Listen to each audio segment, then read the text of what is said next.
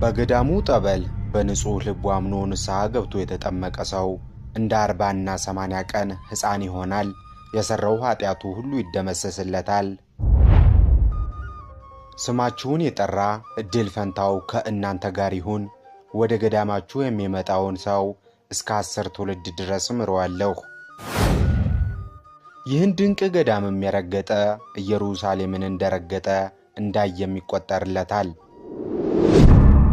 ዛሬ ዓለምን በጸሎታቸው ቀጥ አድርገው የያዙ ነገር ግን ስማቸው በዜና የማይሰማ ታሪካቸው በታሪክ መጻሕፍት ያልተጻፈ 6 መንፈሳዊ ጀግኖችን እናያለን።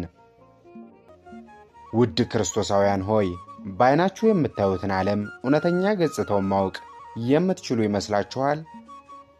እኛ በሥጋዊ ዓይናችን አይተን እብድ፣ ደንቆሮ፣ አእምሮአቸውን የሳቱ ብለን የምንገፋቸው ሰዎች በእግዚአብሔር ፊት የምድርን ሚዛን የሚጠብቁ የብርሃን ምሰሶች ቢሆኑስ? ዛሬ የምንነግራችሁ ታሪክ በሀገራችን ኢትዮጵያ በአንድ ወቅት ከጓደኝነት ደረጃ ተነስተው ከሰዎች እይታ ርቀው በድንጋይና በዋሻ ውስጥ የሚኖሩ 6 ወጣቶች እንዴት ዓለምን ንቀው ክብራቸውን ደብቀው ውርደትን እንደ ልብስ በገዛ ፈቃዳቸው ለብሰው በሰው ዘንድ ተንቀው ነገር ግን በፈጣሪ ዘንድ በረከትን አግኝተው መኖር እንደጀመሩ ነው። እነዚህ 6 ቅዱሳን ከልጅነታቸው ጀምረው በአንድ ልብ የእግዚአብሔርን መንገድ ይከተሉ ነበር። ነገር ግን የዚህን ዓለም ፈተና ለመሻገር የመረጡት መንገድ ለሁላችን ትምህርት የሚሰጥ ነገሮችን በማስተዋል እንድንወስን የሚያደርግ ነው። እነዚህ ቅዱሳን የሰውን ከንቱ ውዳሴ ለመራቅ ሲሉ አንዱ ደንቆሮ፣ ሌላኛው እብድ፣ አንደኛው ችግረኛ መስለው ይታዩ ነበር። በአካባቢው የሚያዩአቸው ሰዎችም እነዚህ 6 እብዶች እያለ ይሳልቅባቸው ነበር።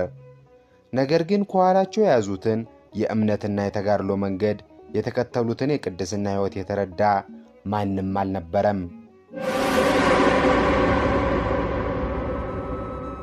ይህ ታሪክ የገዳመ ጎረጎርን ምድር አንስተው እንደ ሞሰብ ያስባረኩ፣ ሲኦልና ገነትን እስከ ጫፏ ከጽንፍ እስከ ጽንፍ ተጉዘው ለኃጥአን ምሕረትን የለመኑ፣ በእግዚአብሔር ዘንድ ለመክበር ሲሉ በሰዎች ዘንድ መናቅን የመረጡ፣ የረገጡትና የጸለዩበት የኖሩበት ቦታ በበረከትና በጸጋ የተሞላ